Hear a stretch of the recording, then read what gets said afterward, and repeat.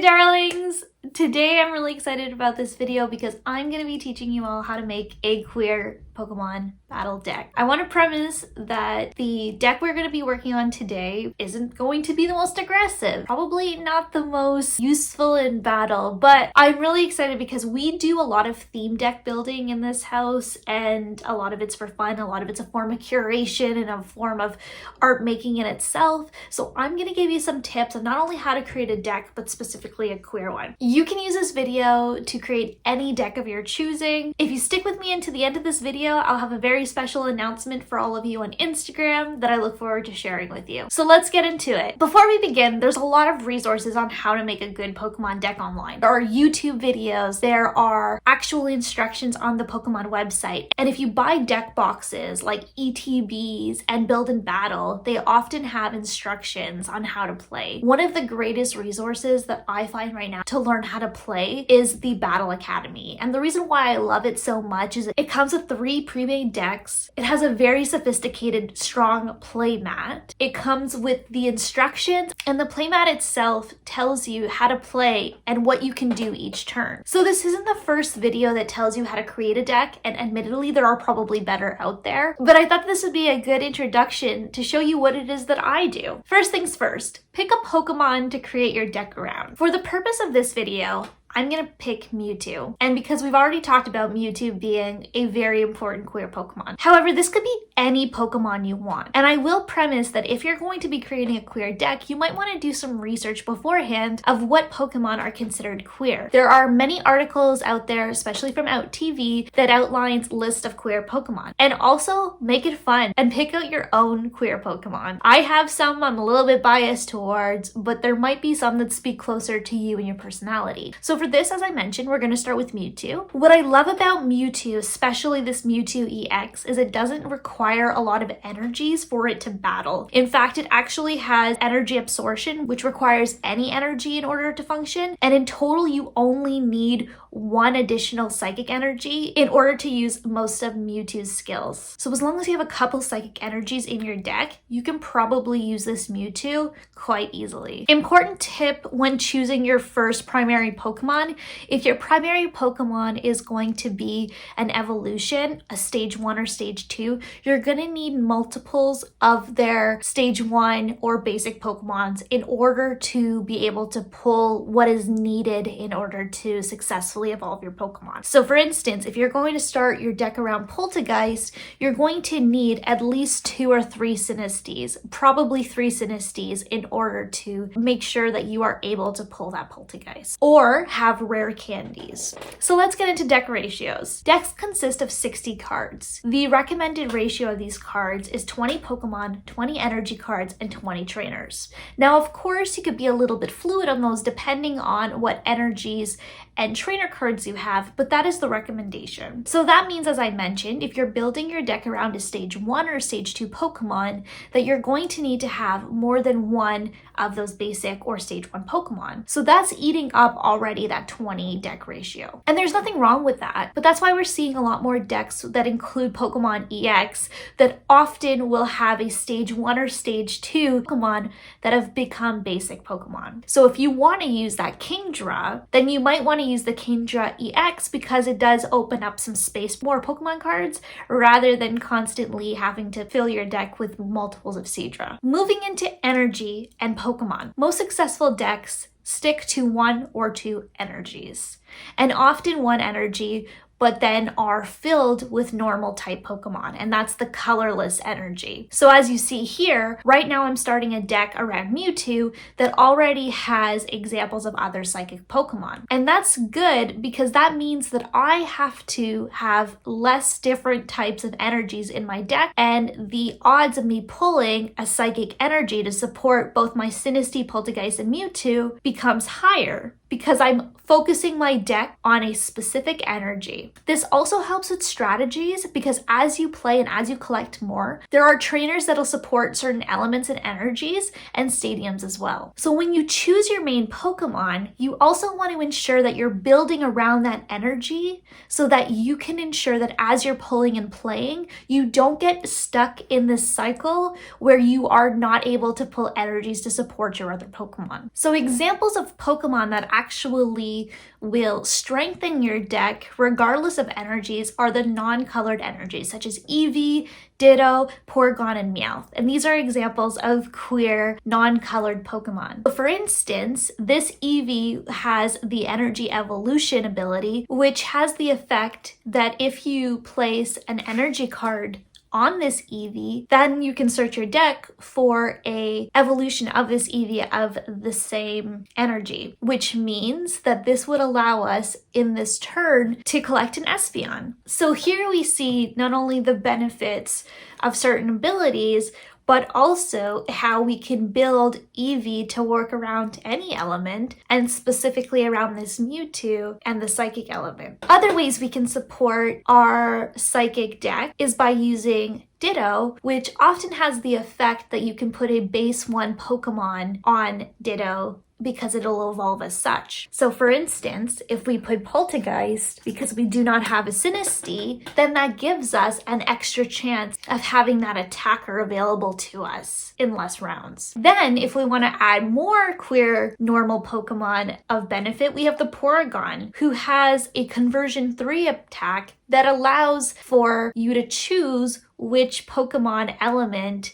your opponent's Pokemon becomes. And as we know, Psychic is often weak with Psychic. So if we use the Porygon to turn our opponent's Pokemon Psychic, then your Mewtwo, Espeon, Poltergeist already has an advantage again. I also want to premise that because this deck is made for fun, I have way too many evolution Pokemon in stage 1 and stage 2, but these are some of the ways in which you can mitigate that if you actually are really interested in including some of these higher staged Pokemon. Next up are energy cards. So as we mentioned, the ratio of energy cards in a deck is 20 to 60. And then this could change because with time, there are a lot more options for special energy cards, such as double colorless energy, some energies that can change depending on the Pokemon. But for the purpose of this video, I'm going to show you what I normally do to choose how many energies I'm going to put in my deck. For instance, if this is a psychic energy deck, as well as maybe a water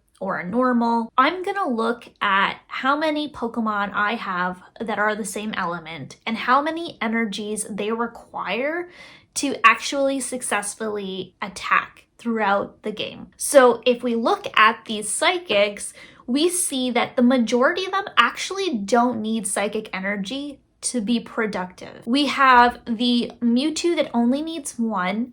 We have the Clefairy that needs 1, the Hatterene that needs 1, and then we have the Ponyta that needs 1. So that's actually technically 4 psychic energies that need to be in the deck in order for any of these at any time to attack. So your odds are that you probably want to include a lot more than just 4. I often say either if you have room for double that amount, or at least 4 plus 2 or 4 plus 3, because that'll heighten your odds. Also, because these Pokemon don't require any other energy to attack, and because they are normal energies, it actually doesn't matter if you have more than 6 or 7 or 8 psychic energies in this deck, because you will be able to attach them to these Pokemon because they will still count for those attacks. Or because these do tread this really interesting line of both psychic and normal, if you want to have a dual element deck, for instance, a psychic and water, you can actually include more water and still use those water energies onto these psychic Pokemon. A really good suggestion is to stack your deck with double colorless energies, because those will help already support some of these Pokemon who may have colorless energy attacks. So by placing this double colorless energy on a antenna, then you already are able to use a Psy Shot. Or placing it on a Poltergeist, who, although is a psychic energy, only needs 2 colorless energies in order to use Mad Party. So as I mentioned, if you want to do a double energy deck, I've included here some water Pokemon because a lot of water Pokemon can be considered queer. You also want to do the same math. You want to see that in order to host a Mr. Mime, a Shelder, or a Cloyster, you need at least 3 water energies in your deck to successfully be able to attack with these.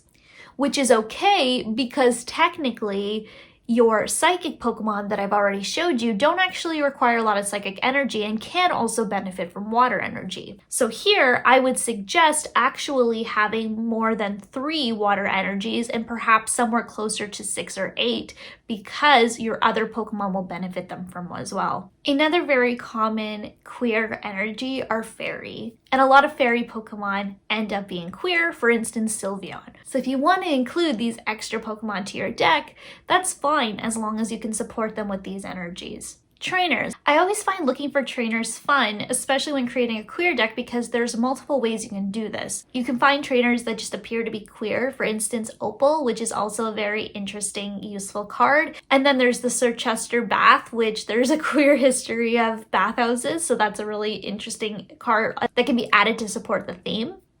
Then we have our really traditional useful trainer cards and item cards that have actually followed us since the beginning of Pokemon. And those examples are your Pokegear, Misty Determination, Skyla, Great Ball, Rod and Bike, and these just support you because they allow you to shuffle your deck, pick cards up, pick which Pokemon you want to take.